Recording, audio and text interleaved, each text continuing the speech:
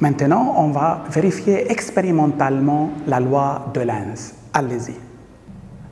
Dans un premier cas où on va vérifier la loi de Lenz, on considère le dispositif suivant formé d'un pendule élastique vertical.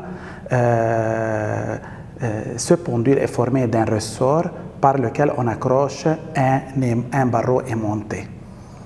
Ça, c'est une bobine. La bobine est ouverte maintenant. On peut fermer la bobine lorsque je branche l'autre extrémité de ce fil ici ou là.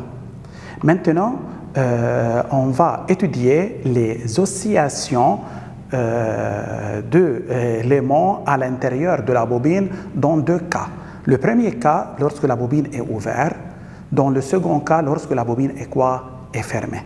Maintenant, on commence par l'étude des oscillations lorsque la bobine est ouverte. Maintenant, 1, 2, 3. Remarquons les oscillations du barreau aimanté sont sinusoïdales et sont presque non amorties. Maintenant, remarquons que se passe-t-il lorsque je ferme la bobine. En fermant la bobine, les oscillations s'amortissent, le barreau aimanté s'arrête. Je veux recommencer l'expérience. Remarquons, les oscillations sont arrêtées. Comment on peut interpréter ça? En ouvrant la bobine est ouverte. Remarquons, les oscillations demeurent longtemps. Lorsqu'on ferme la bobine, les oscillations s'amortissent, le barreau aimanté s'arrête. Comment on peut interpréter ça? Allez-y. Maintenant, dans une deuxième expérience concernant la vérification de la loi de Lenz, on considère un pendule pesant dont l'extrémité inférieure est une bobine fermée qui peut osciller autour d'un axe horizontal. On considère aussi une bobine branchée sur un générateur qui produit dans la bobine un courant d'intensité convenable. La bobine est branchée sur l'une des branches d'un fer doux en U. La forme du fer doux est à la forme de la lettre U. Lorsqu'on déclenche une tension aux bornes de la bobine est traversée par un courant. Le courant crée un champ magnétique. Le champ magnétique est guidé alors par ce fer doux et amplifié, c'est-à-dire sa valeur est agrandie. Maintenant, je veux mettre ces deux solides pour avoir un champ magnétique entre ces deux surfaces, entre cette surface et cette surface, entre cette surface et cette surface. Maintenant, le champ magnétique est guidé par le fer doux, puis il est guidé horizontalement entre ces deux solides. Maintenant,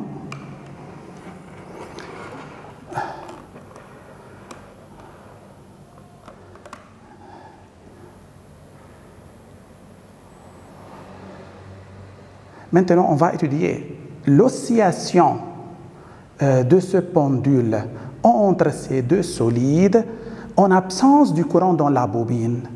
Et on va étudier les oscillations aussi de la bobine ou du pendule en présence du courant, c'est-à-dire en présence du champ magnétique entre ces deux solides.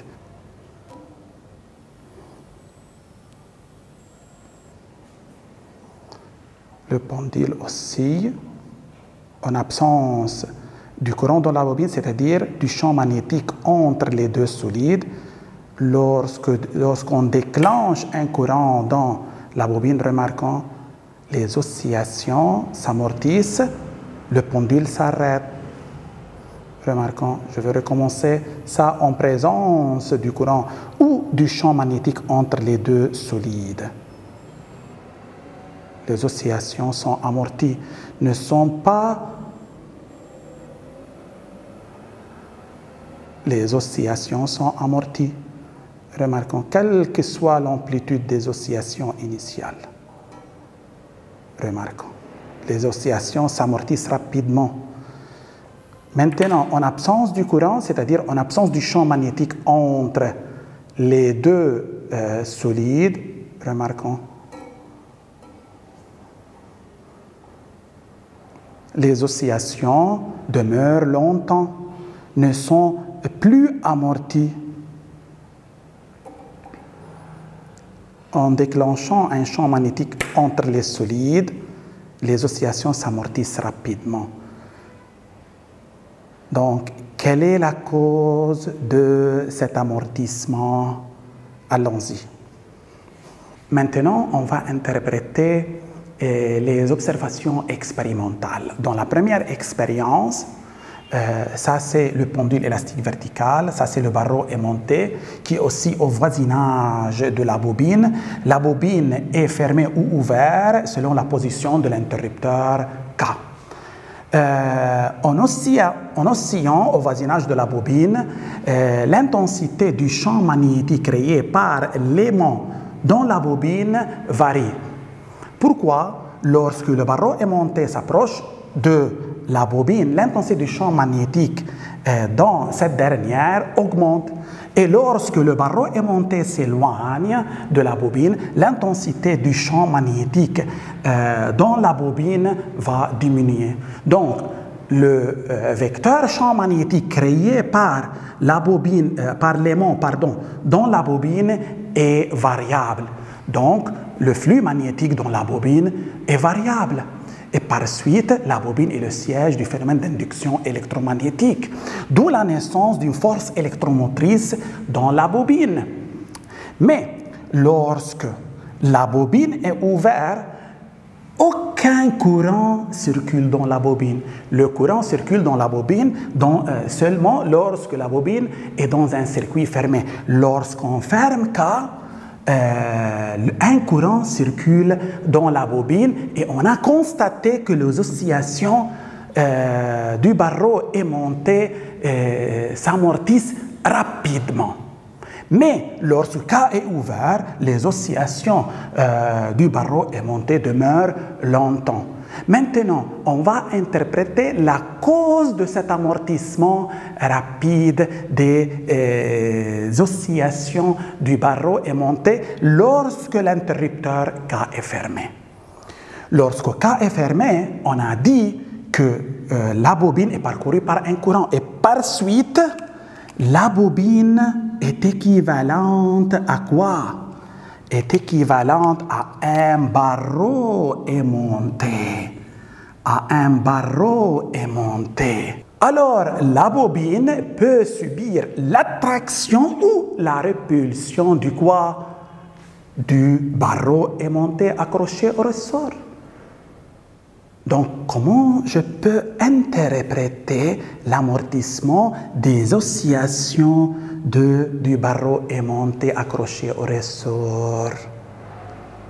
Ok, la bobine équivalent à un barreau aimanté, donc la bobine peut subir l'attraction et la répulsion de ce barreau. Puisque les oscillations de ce barreau s'amortissent, les oscillations de ça sont amorties. La bobine peut subir l'attraction ou la répulsion de cet aimant. Donc, comment je peux interpréter l'amortissement des oscillations? Remarquons bien. Lorsque le barreau aimanté s'éloigne de la bobine, pour ralentir son mouvement, la bobine attire quoi? Le barreau aimanté. Attire le barreau aimanté. Et lorsque le barreau aimanté s'approche de la bobine, la bobine repousse le barreau aimanté et tout ça pour ralentir le mouvement du quoi? De ce barreau. Remarquons bien. Ça, c'est le barreau aimanté accroché au ressort. Ça, c'est pendant la montée. Ça, c'est le nord.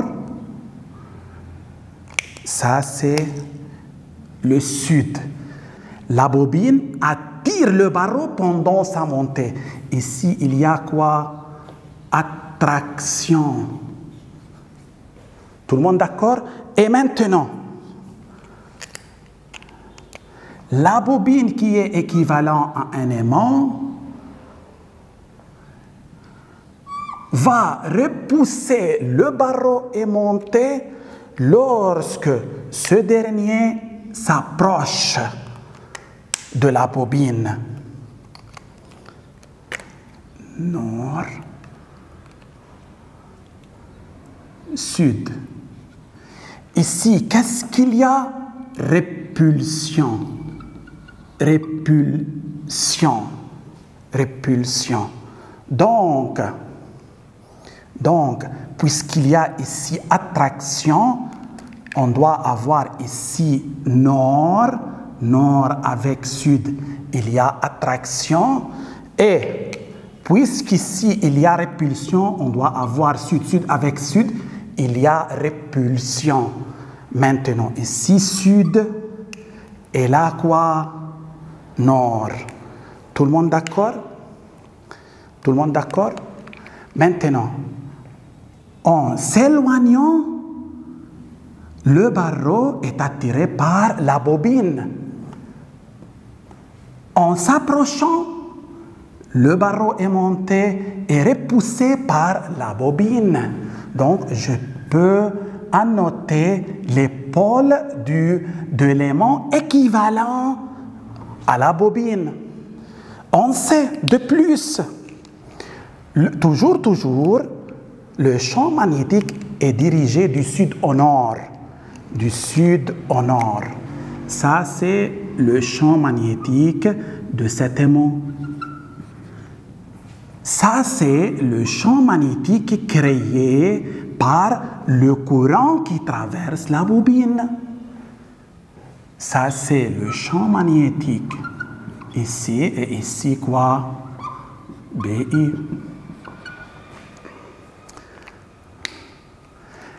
Maintenant, remarquons bien. En s'éloignant, maintenant, remarquons bien, lorsque le barreau aimanté s'éloigne de la bobine, le champ magnétique à son intérieur diminue et par suite, d'après la loi de Lenz, le courant électrique va créer un champ magnétique qui s'oppose à cette diminution, c'est-à-dire dans le même sens du champ magnétique B. Donc BI et B sont de même sens. Ça, c'est la loi de Lenz et vérifié. Maintenant, remarquons, lorsque ce barreau aimanté s'approche, le champ magnétique dans la bobine augmente. Et par suite, d'après la loi de Lenz, le courant induit va créer un champ magnétique qui s'oppose à cette augmentation. Donc, le champ magnétique créé par la bobine doit être de sens contraire du champ magnétique B, remarquons. Donc, ces résultats vérifient quoi? La loi de Lenz. La bobine, pendant le mouvement de ça, va créer un champ magnétique qui s'oppose au quoi? Qui s'oppose à la naissance du courant induit. Maintenant, dans la deuxième expérience, ça c'est le pendule, ça c'est la bobine formant l'extrémité inférieure du pendule.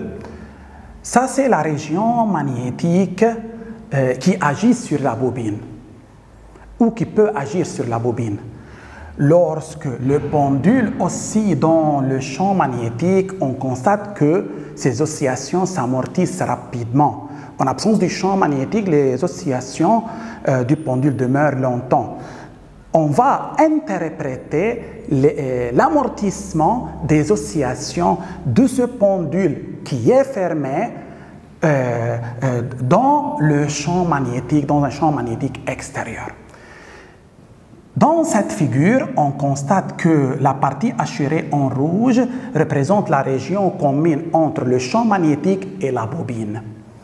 Au cours des oscillations, cette partie hachurée varie au cours du temps et par suite, la surface de cette région est variable, donc le flux magnétique dans la bobine varie au cours du temps. Puisque le flux magnétique varie au cours du temps à cause de la variation de la surface, alors il y a naissance du phénomène d'induction électromagnétique et par suite une force électromotrice induite produite dans la bobine, puisque la bobine est fermée, un courant induit circule dans cette dernière.